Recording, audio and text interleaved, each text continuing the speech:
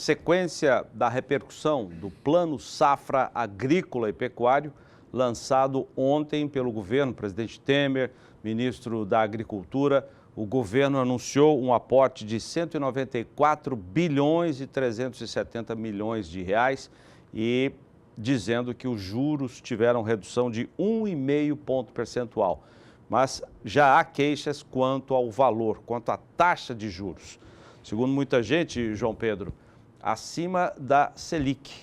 O que você achou desse lançamento? Olha, a grande questão é o seguinte, o plano, esperar que o governo tenha mais recursos para cobrir diferença de juros é pouco provável. O buraco fiscal é muito grande. Nós estamos falando em 139 bilhões de reais o déficit da União. E associado a isso, não está se pagando o juro da dívida, está se emitindo novos títulos para a dívida, então é muito complicado o quadro fiscal da União. A grande questão é o seguinte, o que saiu de positivo, vamos pegar alguma coisa positiva no plano de safra. Era 1%, foi para 1,5%, ajudou um pouquinho.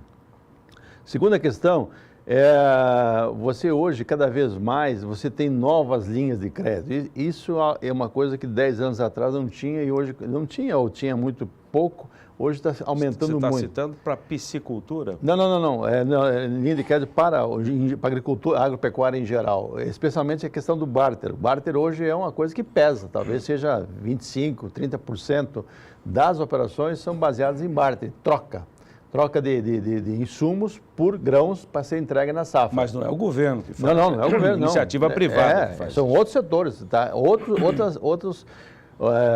Outras modalidades de crédito que está tendo. Hoje o grande produtor é o grande usuário disso, né? Porque ele está limitado em termos de 1,5 milhão por CPF, então ele acaba optando para fazer permuta, troca. As cooperativas fazem muito isso. Aqui no Mato Grosso do Sul, que era um estado que não tinha muitas operações de barter, hoje é significativo as operações, são significativas as operações de barter. Mato Grosso nem se fala. Mato Grosso já entra na safra com 45% vendido, que são as operações de barter que estão sendo feitas lá. Esse é um ponto que mudou. Hoje, à medida que a Selic cair, e que ela não volte a subir, porque há um risco de ela voltar a subir em função da situação econômica do país, em função da questão cambial.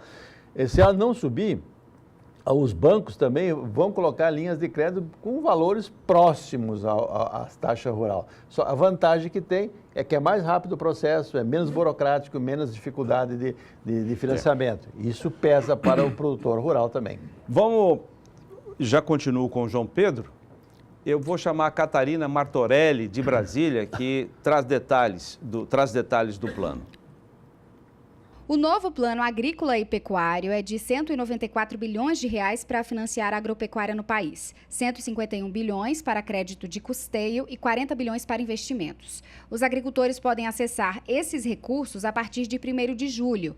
Segundo o secretário de Política Agrícola, em 26 anos o plano possibilitou uma expansão do mercado, que cresceu de 68 milhões de toneladas na primeira edição do PAP para 232 milhões agora, um aumento de 240%.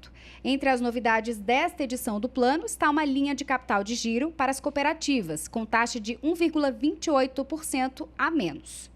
Só vale para operações acima de 12 meses. Portanto, operações de curto prazo segue a taxa fixa, né?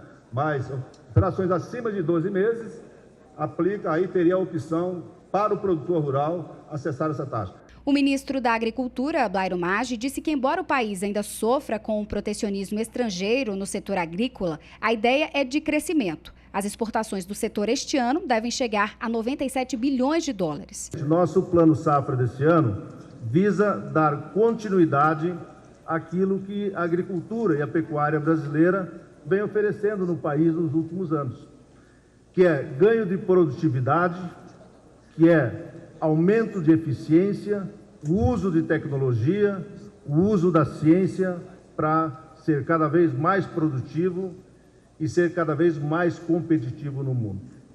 Quando eu converso com líderes de vários países, eu ouço elogios frequentes e eloquentes ao agronegócio brasileiro. O novo plano tem redução de 1,5 ponto percentual nas taxas de juros. O custeio também foi reduzido para 6% ao ano para médios produtores e 7% ao ano para os demais. Nunca tivemos uma Selic tão baixa. Então, a vida toda nós trabalhamos com uma Selic maior e os juros sempre menores que a Selic.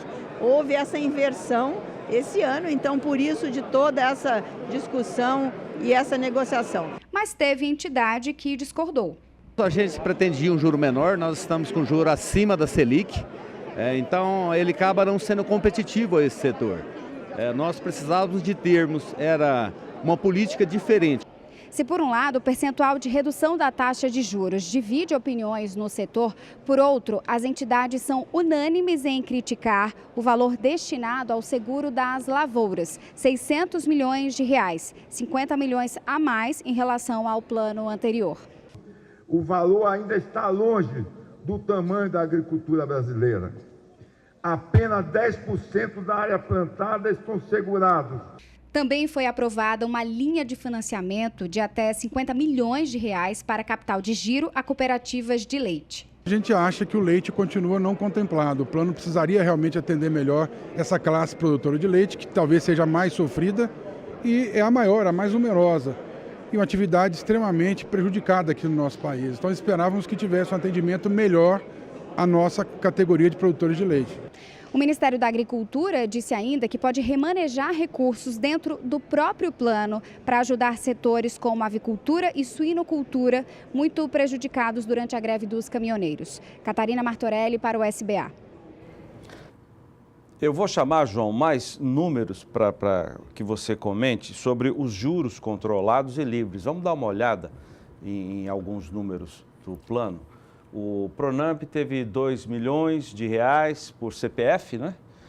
Para comercialização, 2 bilhões e 600, seguro, 600 milhões. Muita gente achando que 600 milhões não cobre nada, nem a metade do que nós temos de área plantada no Brasil. O problema do seguro é isso aí, subsídio ao prêmio, né? O prêmio é muito caro no seguro rural. Nós tínhamos que ter mais empresas, mais seguradoras, e ficar mais fácil o produtor escolher a seguradora para ele poder negociar um prêmio menor, porque o que mata isso aí, o que espanta o produtor é o custo do prêmio. Vamos pegar mais números para o João. Esse aí. Os recursos anunciados, então, mais de 194 bilhões, custeio desse total 151 bilhões de custeio. Do total ainda, 118 bilhões terão juros controlados, aquele que não muda, e 32 bilhões com juros livres, que é uma novidade também no plano. Os juros livres eram praticados pela iniciativa privada, pelos bancos privados. Agora, o crédito oficial é uma novidade esse ano, João. É uma alternativa, né? Vai caber ao produtor escolher se ele quer ou não entrar nisso aí, né? Na questão de com taxa variável. Porque ela vai estar baseada no IPCA, no índice de inflação, mais uma taxa fixa de 3,5, 3,7. O pessoal fica com medo nessa situação que estamos vivendo no Brasil, com o dólar disparando, com a situação política instável, que haja um ressurgimento da inflação e impactaria. Um ponto também interessante isso aí como falou o ministro lá ontem. O ministro falou que ele poderá haver um remanejamento, porque na média, nos últimos anos, 75% do valor do plano realmente é aplicado, ou seja, de 25% a 30% não é aplicado. Algumas faixas de aplicação não são usadas, para alguns ou investimento ou custeio não acontece e acaba não sendo aplicado. Com o remanejamento é possível que se aplique os 194 bilhões. Porque se houver uma demanda muito grande para custeio, ele pode tirar de algum outro setor e jogar no custeio. Isso é positivo, se for analisar do ponto de vista de resultados do plano. Obrigado, João.